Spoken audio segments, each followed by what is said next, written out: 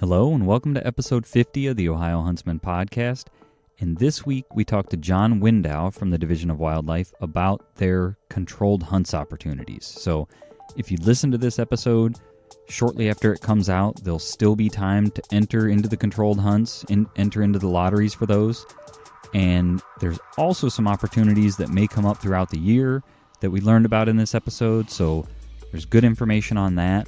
But the online application that I think most people are familiar with closes July 31st, the end of July. So if you listen to this episode right when it comes out, there'll still be time. Otherwise, this information should still be good for next year. We asked a lot of, I know the questions that we've had in the past, sort of general, how do the hunts work? When I get drawn, then what? How am I notified? What sort of extra requirements are there? Are there any extra requirements? How many guys are going to be there? Are there going to be guys hunting right next to me? Am I told exactly where to go? Or do I just get assigned a zone? Like all of those questions. Basically anything that you would wonder, or I guess anything that we've wondered about the controlled hunts and how they work and how they're managed. So hopefully if you've been on the fence about the controlled hunts or had some questions about them, hopefully this episode answers them for you, and it'll be a good one to refer back to next year if you missed the deadline for this year. So before we get into that conversation, I want to stop and talk about Mastin's Deer Sense. I bet you thought I was going to say Monster Whitetail Grub, didn't you? So Monster Whitetail Grub is still a sponsor, but we've also picked up Mastin's as a sponsor, and they are what I'm considering a premier scent product provider. So they've got all of your deer scents. They've got scents that I've not seen anywhere else. One of them they call Buck Reaper, which I'm excited to use this fall. And they've also got predator scents, coyote and bear and things like that. But for our concern, we're primarily looking at the deer scents. And they've got products that I've not seen other places. And the prices are honestly very reasonable. So one of the products that I've not seen anywhere else is what they call a double scent stack. And so you get a scented candle. It goes down in the bottom of this metal cylinder. And so it protects the flame, keeps it from blowing out. And it's a deer scented candle. It's when you smell these things, they are like overwhelmingly powered deer scent. And then you get another, sort of like the scent warmers that you've seen in your house for, flowery scents and things like that, where it's a light bulb that heats the scent. Well, this is, you've got the candle underneath, and then you've got another scent up in the tray that it heats and disperses the scent. So you can layer scents by doing that. Mix and match. You can, any time of year, if it's during the rut, if it's early season, you could do all different things. It gives you so many options, and so I'm really looking forward to trying that out. And they've just got a lot of options and a lot of different scents, and the prices are really, really good. So we're excited to have them as a sponsor. Check out mastinsdeerscents.com. There'll be a link in the show notes, so you don't have to worry about spelling that or anything. Make it easy for you. Just click the link, check out their products, and get ready to hopefully have some action this fall over some of their scents. Now, let's get into the conversation with John. Welcome to the Ohio Huntsman podcast, where three brothers, Jason, Jacob, and Jeff, discuss all things hunting in Ohio.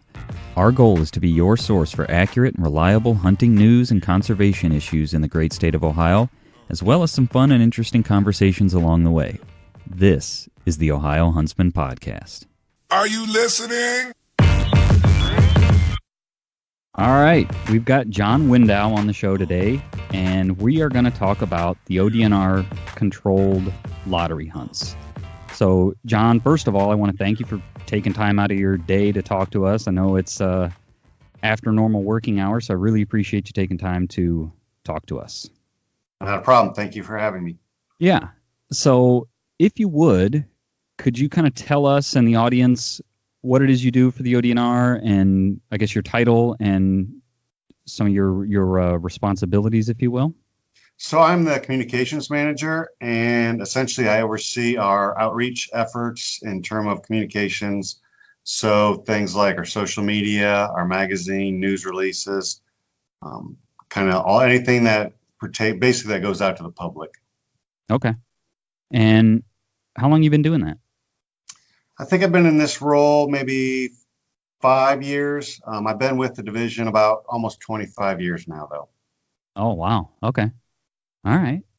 So today, like I said, we're going to talk about the controlled hunts, the lottery hunts. So I think what I want to do is sort of general. Do you guys call them controlled hunts or lottery hunts, or how do you guys refer to them? Generally controlled hunts. Okay. So we're going to talk about controlled hunts. And what I want to do is start up with sort of general controlled hunt questions, if you will, how they work, that sort of thing, and then get into some maybe more specific things about if you are to get drawn, that sort of thing. Sure. So before we started this call, we did a pre-call, and you mentioned there's a lot of different types of controlled hunts. So when we initially reached out to you guys, my initial thought was, let's talk about the online applications that I think most people are aware of. If they're not, can you kind of give a high-level overview of the online controlled hunts, and then from there go into some of the other opportunities that people might not be as familiar with? Yeah. So what we term the online controlled hunts, we do them every year, and there are a group of controlled hunting opportunities. The application period is generally June through July, kind of roughly in that period. And most people apply online through the computer system, which is why it's called online. Although we do have a phone option with a convenience fee available, as well as a mail-in application for those people that don't have internet access. And just to pause you for 1 second, for people that aren't familiar, and correct me if I'm wrong, but that's through the same portal where you buy your license and tags and things, right? Correct. Yes. Okay. And then so they just go into their account, and just like they're purchasing a license or a permit, they would apply for as many controlled hunts as they want to apply for and are eligible for. And each time they would apply for a hunt, it would be $3. Okay. And you mentioned eligibility. So you have different like disabled hunters or youth hunters, right? That's sort of like your eligibility. We have general, what we call adult hunts. We have the youth hunts, mobility impaired hunts, and then we do have some women's hunt as well. Okay. All right. And then so people apply for whichever ones they want to apply for and are eligible. And then the application deadline, like I said, is generally July 31st. The system closes down. We accept any of the mail-in ones that are postmarked. And then the system basically generates, by random, the system generates the drawings for all the hunts that people apply for. So your name goes into sort of an electronic hat, if you will, and then you've got like a random number generator, if you will, that picks X number of names for a specific hunt that people applied for. Did I summarize that correctly? Yes. And so for the mail-in applications, you guys are taking mail-in applications and manually entering those into that database then? Yes. Yeah. Okay. All right. So that's sort of I would say probably the thing that most people are aware of or may have stumbled on because it's online, right? Yes. So you also mentioned there's like daily hunts or some other in-person type controlled hunts. Can you talk a little bit about those? Yeah, and the terminology, what you want to call them, people change a little bit. Sometimes we've done some, and these are kind of like outlier ones that don't fit in, or for whatever reason the timing doesn't work.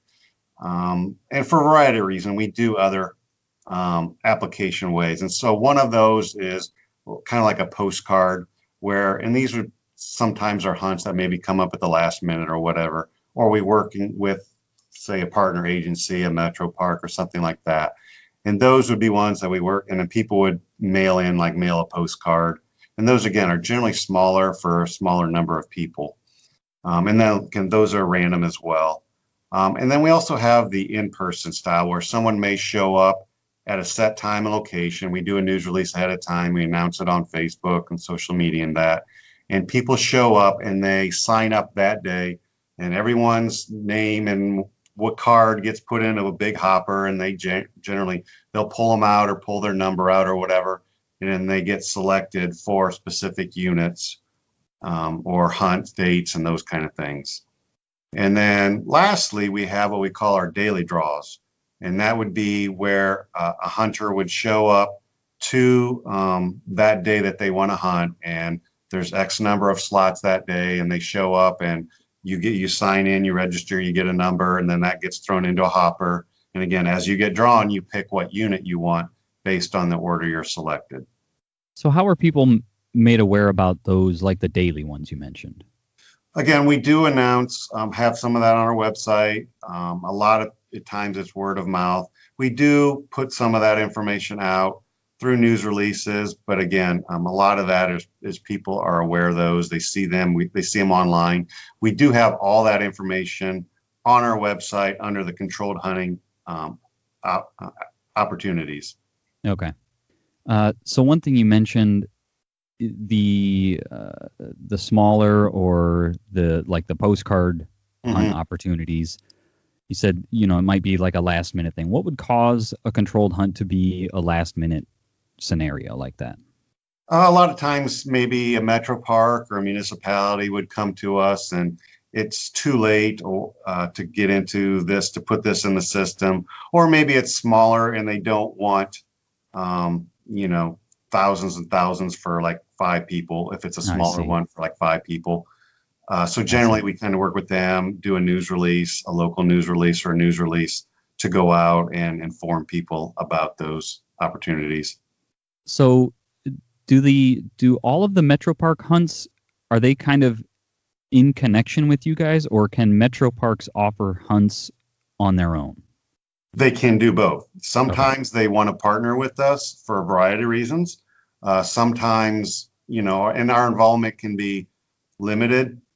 Could be, again, they don't even have to work with us, depending on what they need to do, what resources they have, what resources we can help them do. So again, it's all over the board, and municipalities are the same way. Sometimes they do everything on their own. Sometimes they want assistance from us, whether that be just helping take registration or, again, a lot of times we help them kind of lay the foundation and help them run it as well. So kind of all over the board. Okay. Want to pause here for a quick minute to talk about Monster Whitetail Grub. So as you guys know, Monster Whitetail Grub has been sponsoring the Ohio Huntsman podcast for a while now. So we really appreciate that. And they have everything that you'll need for your deer feed and deer mineral options. So as we're coming into deer season, if you're wanting to start feeding deer to kind of get them on a pattern for early season, check them out. They're also working on a new product that I can't talk about yet, but hopefully here soon we'll be able to announce it, and it'll be another product for you guys to check out from Monster Whitetail Grub. So if you will, check them out. I'll put a link in the show notes, make it easy to find them, and check out the products they have to offer. And now let's get back to the conversation with John. So I know at least for the online applications, the hunts that you guys make available year to year can change. So what sort of criteria, or I guess how do you guys decide which hunts you're going to offer year to year? Great question. And it's really, a lot of these hunts are determined more at the local level, the need. We have a base, I would say we have a core group that are there every year. And then there are some that come and go here and there, depending on opportunity and need. So it kind of depends why we have the controlled hunts. Some of them are for management purposes. You have an area that is overpopulated with deer, so they need to adjust the population and increase pressure. But maybe it's an area that you have to limit or control access. Maybe it's, again, near, municipality or cities, or again, for whatever reason, you can't just open it up. So Okay. For those purposes, again, sometimes limited numbers, we have a controlled hunt. Then there are other opportunities that we do controlled hunts for, whether it's just a good way to promote, or good, we have, an area where you can get access from mobility impaired. So it's a good opportunity for that. Or again, sometimes we have areas that are maybe really good for high quality hunting opportunities, whether that be great for waterfowl or, big trophy deer or those kind of things. So those are kind of like little special high quality hunts that we can promote and encourage people to have an opportunity to apply for. Okay, I see. All right. So Jacob, Jeff, do you guys have any questions? That these are kind of like before you get drawn, sort of general controlled hunt questions. You guys have any questions along those lines that we haven't covered yet? Well, let's get into what are there controlled hunts for? What animals are there controlled hunts for? I know there's whitetail, and I know there's waterfowl, but do you guys do controlled hunts for other species as well? Those are the two main species, although we do have some controlled dove hunts. And then we, which are new this year, we have 5 new hunts for dove, mostly in the District 1 area in the central Ohio region. And then we do have, which last year were the first time, we have a couple of quail hunts that were opportunities. So that was something new we started last year in Crown City Wildlife Area down in Gallia County. So the quail hunts those are wild birds or those released birds? Wild birds. Okay, cool. Okay. And those are the main. We do have some other controlled hunting opportunities or trapping. We have some controlled trapping is another thing we do. Those are more of the you show up and put kind of a name, a postcard kind of thing in, but or show up that day and do some drawings to get picked what units you have throughout the season. But for the online, these are the species for the most that we have. Mm-hmm. Yeah. The other question I see a lot online, or people complaining about online, the $3 application fee, is that strictly for administrative expenses, or does that go towards conservation, or what does that $3 go towards? So we're not making money with the $3. Again, it's a nominal fee just to, just to help support the processing and all the paperwork and everything to do it. So I guess on the flip side of that, you mentioned some of these like really premier spots for waterfowl or something. Why don't you charge?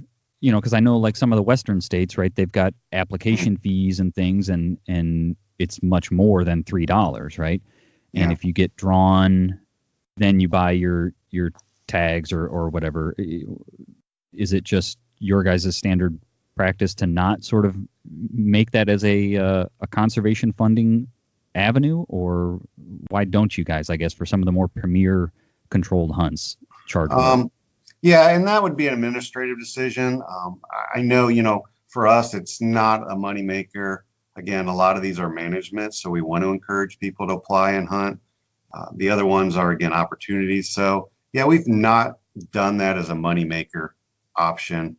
The other thing to look at, and again, I'm not well versed in it, but you need to make sure that you're not, jeopardizing any other funding sources by doing that. But again, I think it's more of an administrative decision. We just haven't gone that way. Okay. I'm certainly not complaining. I'm just just asking the question. All right, Jeff, did you have any other follow-ups to that? No, I don't think so. Okay. So then I think from here, let's say you've got drawn, and these are all, so we've participated in some of these, but, so some of these questions I think I know the answer to, or I do know the answer to, but I want to ask them for people that have never participated or, had questions and are therefore, nervous about participating or entering because they're just unsure of what they're getting into. So sure. Let's say you get drawn. Let's talk about an online hunt. So I'm assuming you get notified online, correct? Mm-hmm. Yes. All right. And I guess walk us through how that works. So you get notified, yep, you've been picked for this hunt, and and I know it's going to depend on what hunt you've been drawn for and things, but are you then told, a window of time that you're allowed to hunt, a day that you need to show up? How does that first sort of contact work? Yeah, so I guess the first thing is anyone that we have an email address for, they're notified that, hey, the drawings have happened, go check out your account. And then people that are successfully drawn are also notified, and they receive in the mail information that, hey, you've won, whatever, you were drawn for this hunt. Here's a little bit of information, but go to your account for more information. And then they can log in and they will receive, and there's information there about the hunt with all the rules, information about the unit, the date, anything special that they need to know. Generally, there'll be some maps, whether that's the online or they get that in the mail, but all that information is usually given to the person that gets it, and as well as the contact information. And, coming from a wildlife area where we run a lot of these, we do get a lot of calls from people that are new to it, that haven't hunted. They'll call in and with whatever questions they have, whether that be how to get there or closest hotel or, kind of the rules or the lay of the land. Again, a lot of the people aren't even familiar with these, whether they don't know if they're forested or grasslands or any of that kind of information. Sure. So staff on hand will help kind of walk through and answer those questions for them. Okay. So, and again, this might depend on if it's a waterfowl hunt or if it's a whitetail hunt, but when you are awarded a slot in a controlled hunt, are you given a zone, a chunk of ground to hunt, or are you told like this is the stand that you go to and this is the spot where you hunt? It depends. It could be either. So for a lot of our waterfowl ones, they're kind of given a zone or a blind, depending on the hunt and where they're at. The deer, for the deer ones, they're usually given like a zone that you can hunt within this area. So that's kind of, or you have to start at this parking lot and you have to hunt this area kind of thing. Okay. Yep. And that goes along with the maps that you mentioned. Correct. And just for completeness sake, assuming you're not allowed access or anything prior to your day, but just to confirm that, it's like basically you show up with just maps and then you have to go in and find your spot all the day you're hunting, right? You don't have Correct. access. Now, a lot of people will go and you can kind of drive the roads and sometimes get the lay of the land. But yeah, that's generally the rule. Our controlled trapping are a little different. Sometimes they're given access to come in like a scouting day or whatever ahead of time. But for most of these kind of hunts, the hunting themselves, you show up and you just kind of get that unit that day. Okay, so when you're hunting one of the, so let's say for a whitetail hunt, you're assigned a zone. Is there a chance that, say you go in before it gets light and sun comes up and you look over and just across the boundary there's another guy? Like are there zones that are right next to each other, or how far are people from each other in one of these hunts? And it varies. Some of our deer hunts, there are multiple people in that zone. You're not the only one in there. So okay, there could be other people in there. Generally, our waterfowl hunts, you have that zone or you have that blind in that area and you're the only one in there. But for the deer hunts, we often have a set number, whether that be 2 or 3 or whatever, depending on the size of the unit, people in that unit. Sometimes they're all going from the same parking lot. Sometimes they might be a parking lot like on the next road over or something like that. So again, it really varies on the size of the unit and the property and how many are in that area, how many deer in that area, how thick the property is, all those kind of things. Okay. So in one of these hunts, if you get drawn, are you allowed to bring a guest with you, or is it just you and you alone? Really varies from unit to unit. So some of them you apply with a partner. Some of them you're allowed to bring a partner you name at that time. Some of them you can actually bring a couple partners. So it really depends on which hunt. And so that's when you're applying. We have a publication or booklet we usually put out around the time the application for the online ones that kind of explains which ones and how many whether how many people can come with the hunter. Okay. So we talked a little bit about, when you get your information, it's going to talk about the requirements and things. Mm-hmm. Typically, are there other reporting requirements other than you need to check your deer like you normally would, or are there extra steps that you need to follow?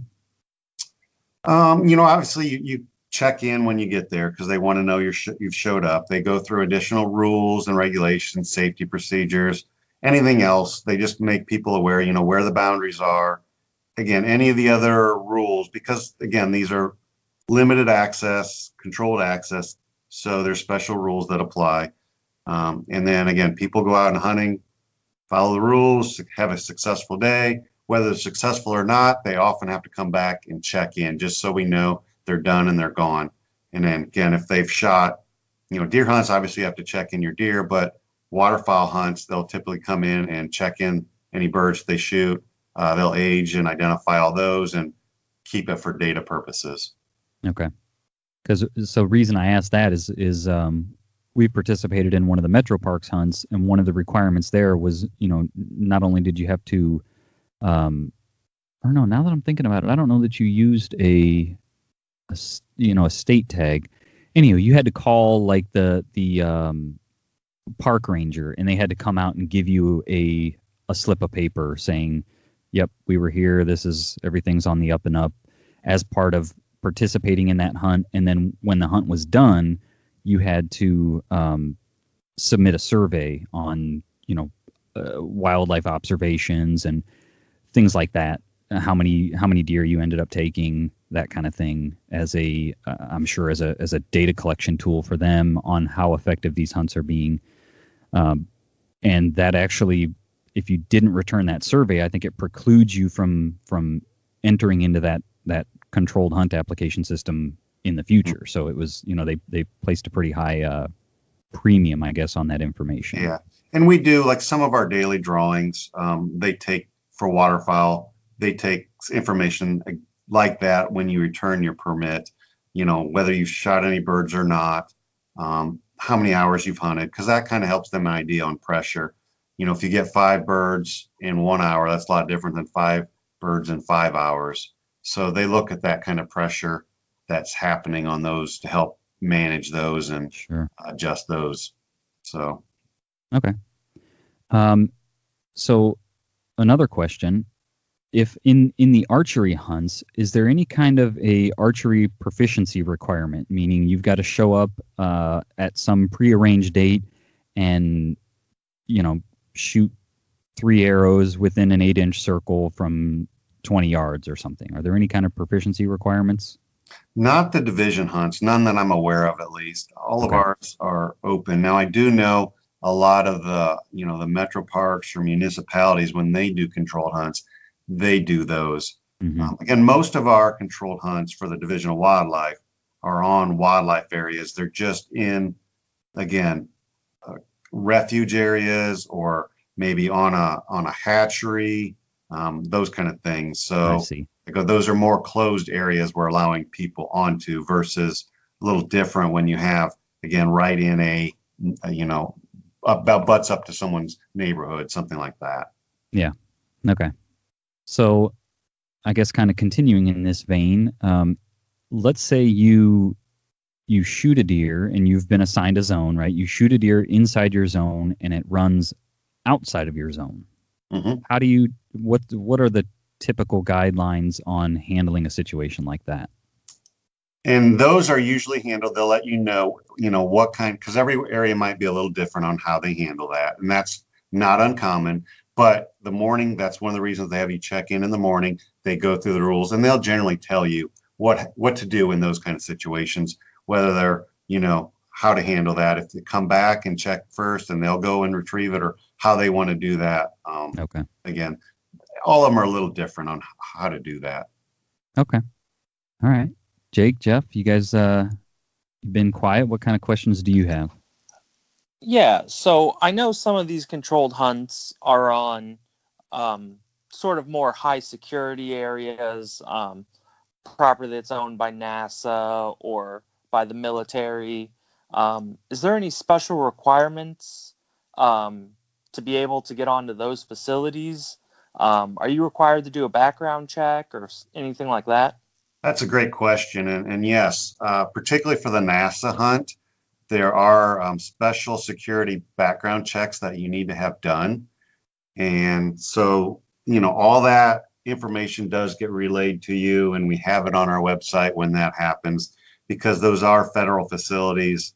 Yeah. And I know like last year with the shutdown, the federal government, that we had to adjust and move some hunts because of that, because of the security requirements that they do. But yeah, all those are done. They're done through the FBI, I believe, or maybe through your local sheriff. You can do some paperwork. So, and then submit them, and then they look at them and approve everything.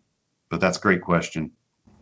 The question I had, is there, I guess, are the draw results public information? Like if you don't draw, because I know there's a lot of, obviously people apply and then they don't get drawn. So then of course they default to it's rigged, the system's rigged, they only draw their buddies.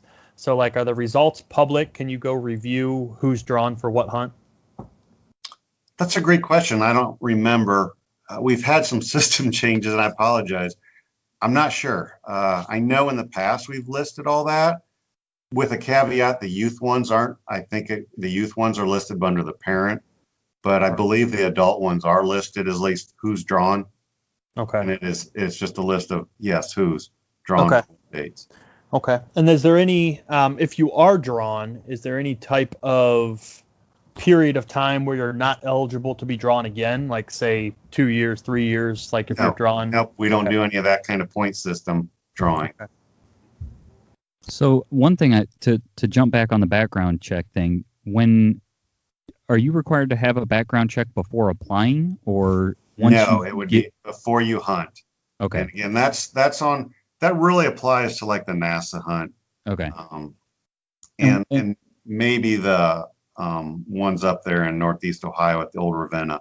I'm not sure on the current status of that, but I know the NASA ones, they do require it. Again, that's some stuff, and we have information to kind of walk people through that. That's, a hunt that we run in conjunction to help NASA, but it's not really our property, so we have to follow their rules. Sure. And so what happens in a scenario where somebody gets drawn and they didn't know there was a background check requirement, or they failed a background check? Do you guys pick the next person in line, or how does that work?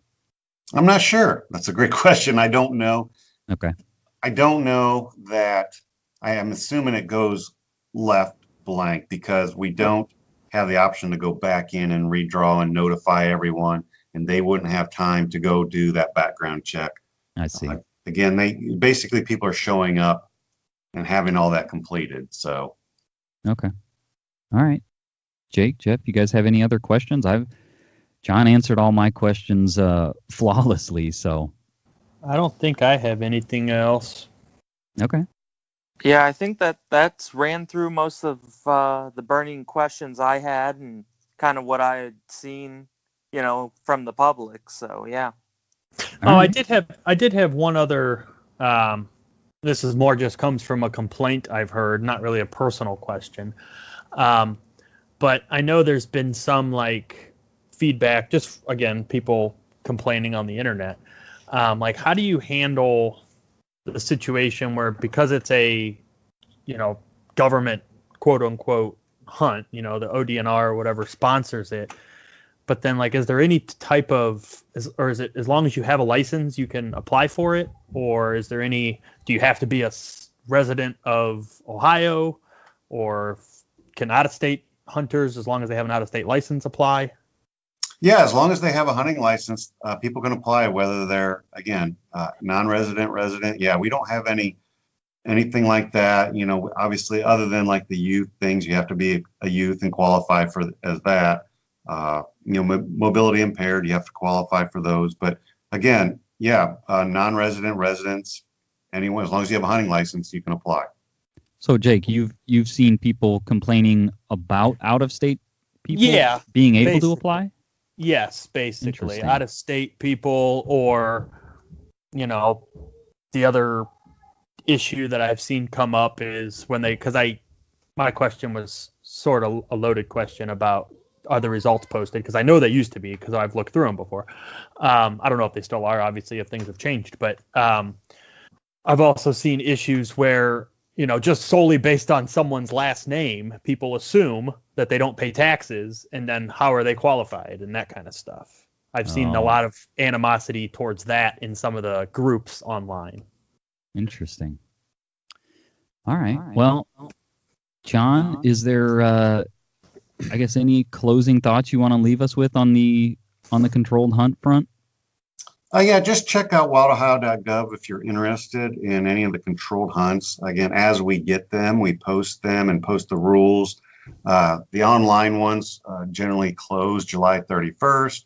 But again, we have other opportunities that come up, whether it be the controlled trapping opportunities we have.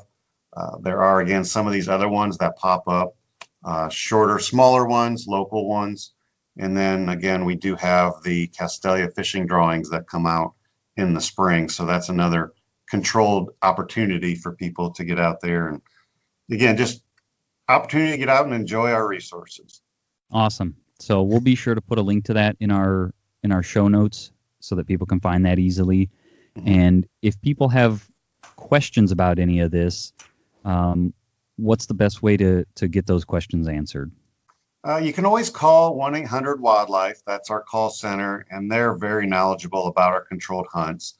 Again, you could always check out the website, wildohio.gov, and then just type in controlled hunts or go down on the navigation bar on the left-hand side, hunting, and go to the controlled hunt stuff. There's a lot of information, rules, but again, we do recognize that there's a lot of different hunts and depending on what you're looking at, the nuances. So again, if you have questions, just give us a call. 1-800-WILDLIFE, and we'd be happy to answer them. Awesome. Well, like I said, John, thank you for taking time out of your day to talk to us, and hopefully this is educational and helpful for people that are looking at participating in something like this. So thank you. Thank you for having me. All right, take care. So, like I said, hopefully that answers all of your questions that you've had about the controlled hunts. Hopefully, if you put in for the controlled hunts, you get drawn and you have some success this fall. Good luck to everybody. And if you haven't seen, hopefully you've seen that we've got a new website and some new shirt designs. So our website is ohiohuntsman.com. Make it easy. There'll be, of course, a link to that in the show notes as well. Check it out. There'll be articles, all of our apparel. That's going to be the hub of Ohio Huntsman going forward. So check out our new website, and hopefully you found this information helpful. If you did, give it a like, share it, and the one cool thing that you can do so that we can see that you listened to the episode and that you like the episode, as you're listening to the episode, or I guess now here at the end of the episode, stop and take a screenshot of your player, whatever you're using to listen to it, and share it to social. Share it in your stories or whatever. Share it in your feed and tag us. That way we can see it, and that way we know that you listen to it and you like the content. So with that, thanks for listening.